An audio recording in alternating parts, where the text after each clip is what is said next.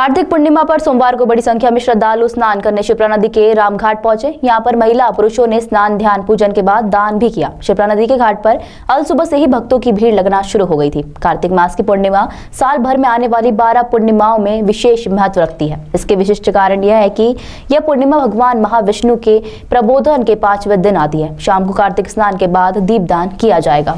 कार्तिक पूर्णिमा पर शिप्रा नदी में सुबह स्नान के साथ ही शाम को दीपदान का भी पौराणिक महत्व है। कार्तिक पूर्णिमा पर भी स्नान का विशेष महत्व होता है। प्रदेश भर के ग्रामीण और शहरों से सुबह से ही श्रद्धालु आस्था की डुबकी लगाने के लिए शिप्रा घाटों पर पहुंच रहे हैं। मौसम में ठंडक बढ़ने होने के बावजूद भी आस्था की डुबकी लगाने का हौसला श्रद्धालुओं में देखा जा रहा है। सुबह से ही हजारों की संख्या में श्रद्धालुओं ने आस्था की डुबकी शिप्रा में लगाई। कार्तिक पूर्णिमा पर दीपदान करने का महत्व है। शाम को शिप्रा नदी में दीपदान किया जाएगा। मान्यता के अनुसार बैकुंठ चतुर्दशी पर पूर्वज बैकुंठ की ओर जाते हैं। रास्ते में रोशनी के लिए नदी में दीप छोड़े जाते हैं। इसी मान्यता के चलते सोमवार को संध्या के समय नदी के किनारों पर दीपदान किया जाएगा। शिप्रा में दीपक छोड़ने के लिए बाहर से भी लोग पहुंचते हैं।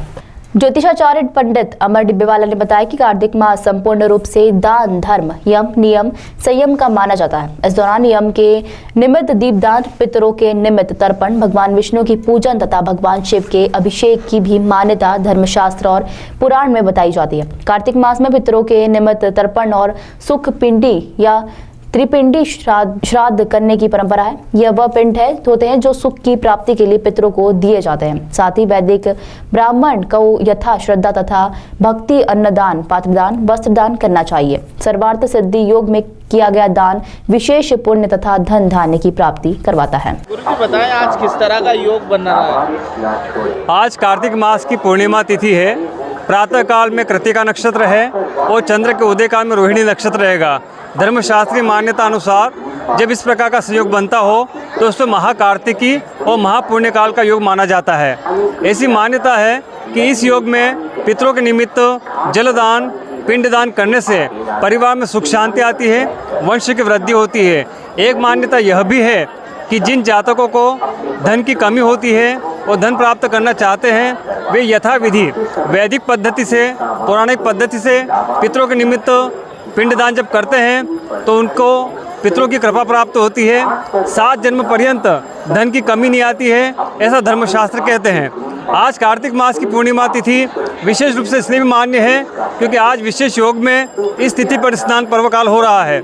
सामान्यतः कार्तिक पूर्णिमा पर लाखों लोगों के आने की संभावना रहती है, किंतु इस बार मावठे की वर्षा होने से आधे लोगों की स्थिति बन पड़ी है। हालांकि इस दिन भी रात्रि काल से ही यात्रियों का जमावड़ा बना हुआ है और तकरीबन 1.5 से 2 लाख लोग स्नान कर चुके हैं। दीपदान का भी महत्व, चूँकि जैसा बताया गया है कि कार्तिक मास विशेष मान्यता इसलिए भी रखता है कि पितृलोक से पितृगण पृथ्वी पर विराजमान होते हैं 3 माह के लिए और आज तीसरा महीने का आखिरी दिन है। ऐसी मान्यता है कि इस अंतिम दिवस पर उल्का रोशन करने से या दीप प्रकाश प्रदान करने से पितरों को तृप्ति होती है, उनका मार्गदर्शन होता है, उन्हें विष्णुलोक की प्राप्ति होती है। आपका पूरा नाम? पंडित अमर डिब्बेवाला, उज्जैन। आपने स्नान करा, दीपदान का क्या महत्व और किस तरह का लाभ होता है? शिप्रा है जो ये मोक्षदायिनी है, ठीक है। इसकी पूजा करने से घर में सुख शांति समृद्धि आदि बनी रहती है। आज दीपदान का भी बड़ा महत्व माना जाता है उज्जैन में। क्या आपने भी दीपदान से ये है कि जब हम जलता हुआ दीप इसमें दान करेंगे तो हमारे घर का दीप हमेशा जलता रहेगा। आपका नाम बताइए? मीना देवी।